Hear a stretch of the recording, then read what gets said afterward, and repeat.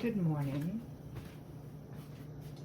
I'm going to make a couple of bits of noise for a minute, but I want to talk to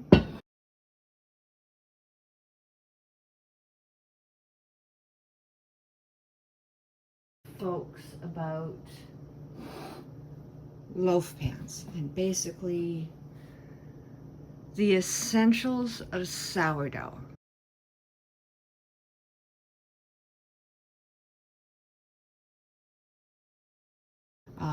But I just want to touch on the basics because if you're new to sourdough, I don't want you to feel intimidated and I don't want you to be afraid because sourdough is easy.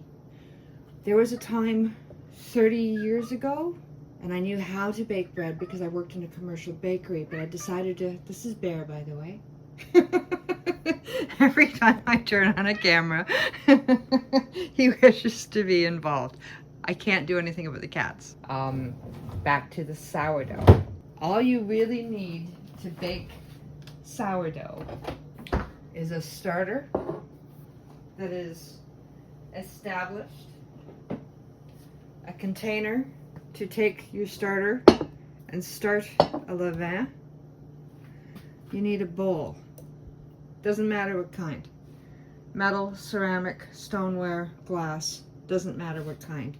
You need a bowl to take your levain, your flour, water, and salt. That is all you need, plus the tray, which is what I'm really going to be talking about in a moment here. Water, starter, container for a levain, salt, flour. All you need. 4 ingredients, which is why I love sourdough. You know exactly what's in it. So, depending on where you are in the world, you want a flour that has enough protein that it can create a strong gluten structure. And we're going to keep this basic.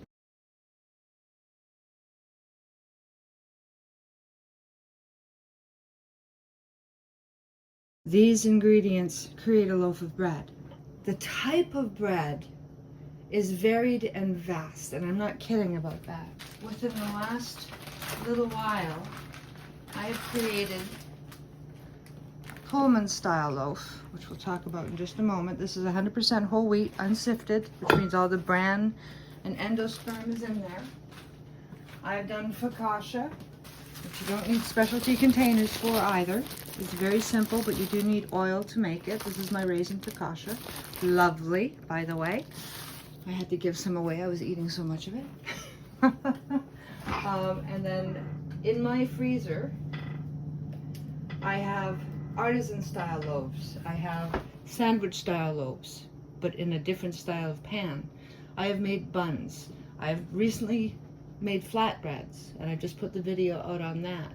So there are varied styles of loaves of bread that can be made with sourdough as well.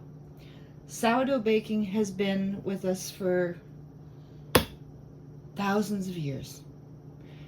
So I do not want you to feel intimidated about baking with sourdough, because even though sometimes it might not be perfect, it's usually edible. And I kind of feel it's my job to get you from this to a loaf of bread that you're happy to serve at your table, or at the very least make a sandwich with, make French toast with. So I want you to know sourdough isn't hard. You do need, we're going to talk about equipment in just a minute. You do need equipment to measure your water, your flour, your salt to have better success. That's why these pieces of equipment exist, to give us consistency with measurements. And I am moving, well, I've moved from using empirical measurements such as cups and teaspoons to a scale. So although you don't need a scale to work with sourdough, a scale is preferable. It's easier and it gives you consistent results.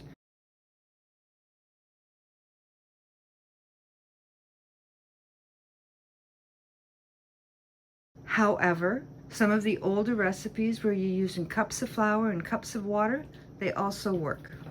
My older recipes are probably harder for the, and I'm talking about the ones from 15 years ago, are harder for the new people to follow because I was using cups of levain. I was baking 5, 6, 8 loaves of bread at a time. So that's probably not for a new person. But let's start with the basics. I'm currently working on the bread mixing as a process, but let's just touch on the basics of what you need to get started. And Bear is still very active. So, water, flour, levain, salt.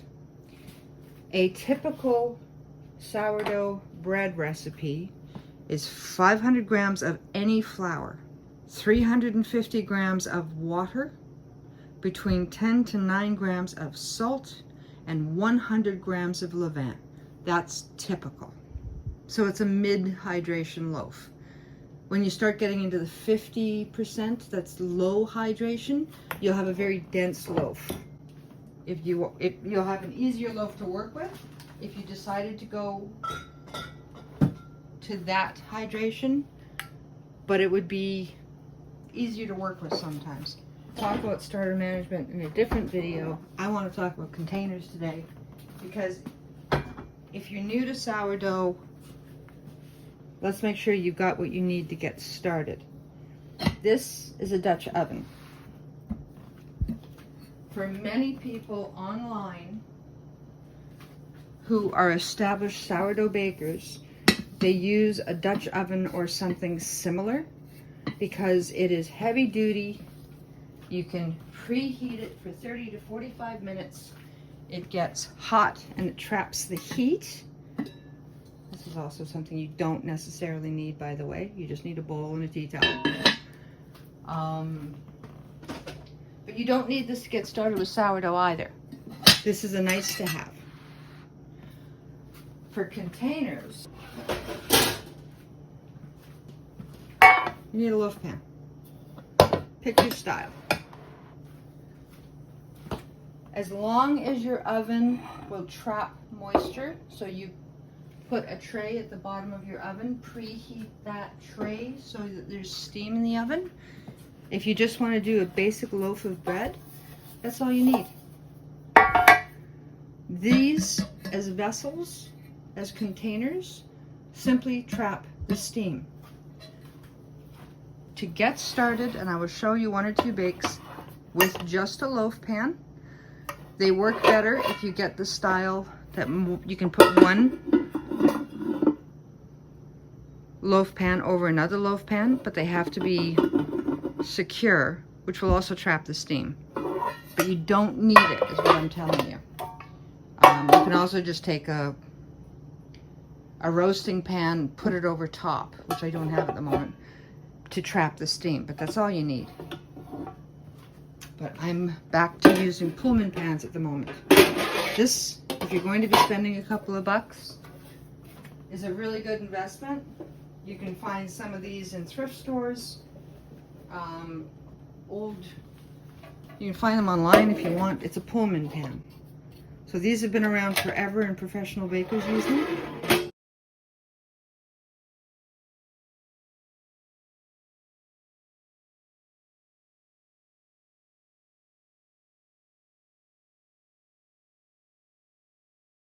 Because it has a lid that traps the steam. Usually when you put the bread in, it's about halfway up. It will rise until it pretty much touches. You get a uniform loaf of bread. After your 25 minutes, you remove the lid and you let it finish. It's a great, great, great bread container for baking. Traps the steam, traps the steam. Stoneware. Same idea. This one, let's talk about how they heat. This is 30 to 45 minutes to preheat before you put your bread into it. So this is not for everybody, but it gives you that crusty, lovely artisanal loaf that everybody loves with the open crumb if you're doing higher hydration, and the ear and oven spring. This is nice to have. This is also nice to have, but it takes, you can't preheat this because the bread has to be inside of it, but it will transfer heat more evenly, but you should bake for about 5 minutes longer at the beginning before you uncover. And when you remove the lid, sometimes when it touches, it stops how far it will rise, but you might get extra lift if you remove the lid and you've got a very active levain. All right, but same premise, traps the steam, longer to heat, a little longer to heat, but more consistent heat, very consistent heat. Not so consistent heat because the heat goes from 0 to nothing. Sorry, from 0 to, whoa, it's hot.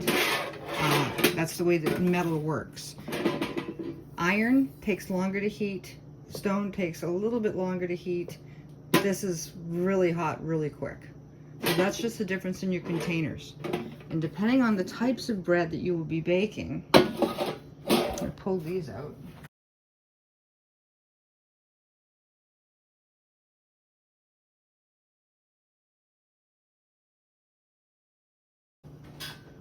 Although this is nice to have, this is for French bread.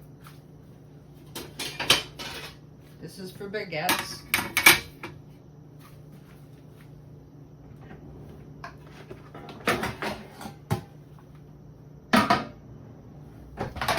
These are nice to have because they allow airflow. These actually look really professional if you ever choose to buy them, but wait until you've tried sourdough for a bit. I love these for baking, but I didn't want to use them because if you're teaching people, let's see what you've got before we start putting you into a financial situation to get other items that, although they help, these do help. They absolutely help when you're doing open bakes.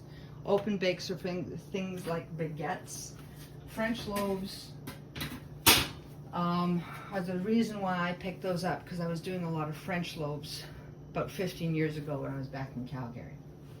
But you don't need them. All you truly need is a little bit of parchment paper, or either style of pan like this will work. The nice thing about this pan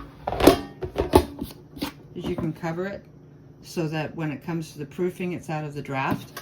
But this will work just as well. You just put more parchment paper on top of it and then leave it in the oven with the light on. It'll proof just fine. So for open style bakes. But you don't need specialty equipment. If you just want to get started with sourdough baking, you don't need this.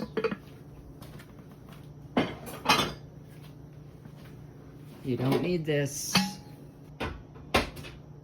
You don't need the Pullman pan. Nice to have. Something to stir with. And a bowl. All you need. So you don't even need a mixer. As long as you're like stirring with a chopstick or a spoon, that's all you need. So the basics of sourdough, let's just take this out of the equation too.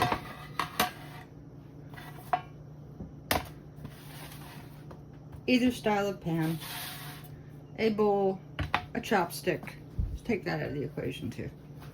A pie plate will do the trick. If you just want to do a round bowl, as long as you've got steam in the oven.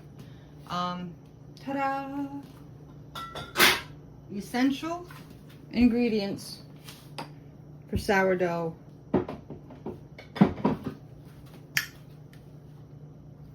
Baking.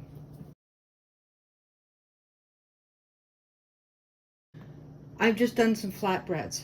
For the flatbreads, I needed a frying pan. You don't need cast iron. Cast iron is helpful, and it doesn't give you a beautiful crust, and I have plenty, but I just used a good old-fashioned stainless steel pan. If you are still using nonstick, use nonstick. It works. I have crepe pans. I have lots and lots and lots and lots of cooking equipment. But trust me, if I just needed to bake a loaf of bread, I could do it with the basics, the absolute basics of materials and recipes.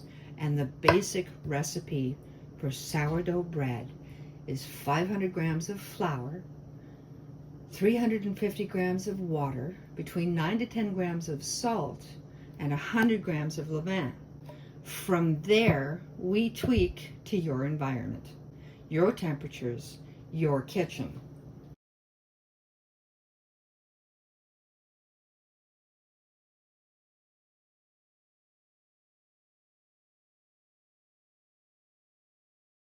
Since moving to this apartment, I've discovered new challenges with my sourdough baking, from my fridge to the fact that the oven holds moisture, and everything, regardless of where you are, behaves differently. Every kitchen has its own temperatures, every appliance has its own quirks. And even refrigerators, as I've discovered, behave very differently. This fridge will freeze things if I'm not careful. Learning how your equipment works is one of the fastest ways to improve your bake.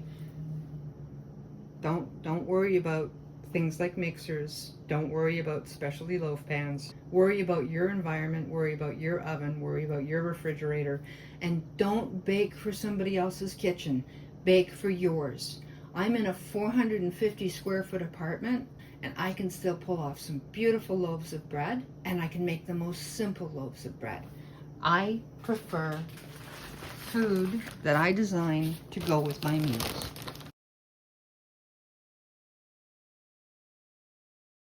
I've explained why you put water at the bottom of a pan if you are doing an open bake. It's to trap the steam. If you have some challenges with your oven, if you're not getting the browning, what you do is you remove the steam a little bit earlier than you were told. And then at the very end of the bake, crack your oven door a bit so that you can get the Maillard reaction. The Maillard reaction is the browning and the crusting of your loaf. I'm going to talk about the Pullman loaf in detail on my next video. And then I'll get back to some educational videos on sourdough baking for those that want more information or are curious about the science. But please understand, sourdough baking's easy. It's all you need, and I've shown you that that's all you need. I've even gone through, when I did the starters, I did a 12-day how to create a starter, and I didn't use proper measurements at the beginning for the very purpose to show you that you don't need perfection.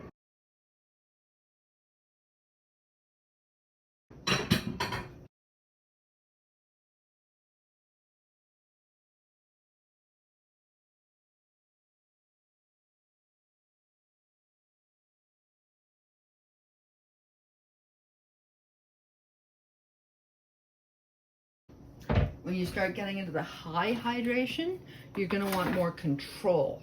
That's why some of these containers and other things exist, because the Dutch oven is brilliant for high hydration loaves.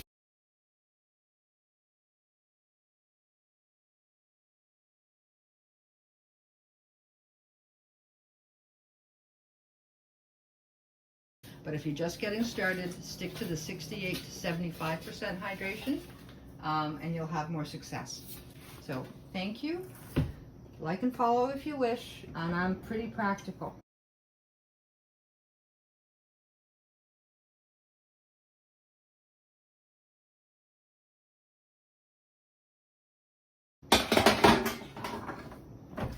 Have a great day.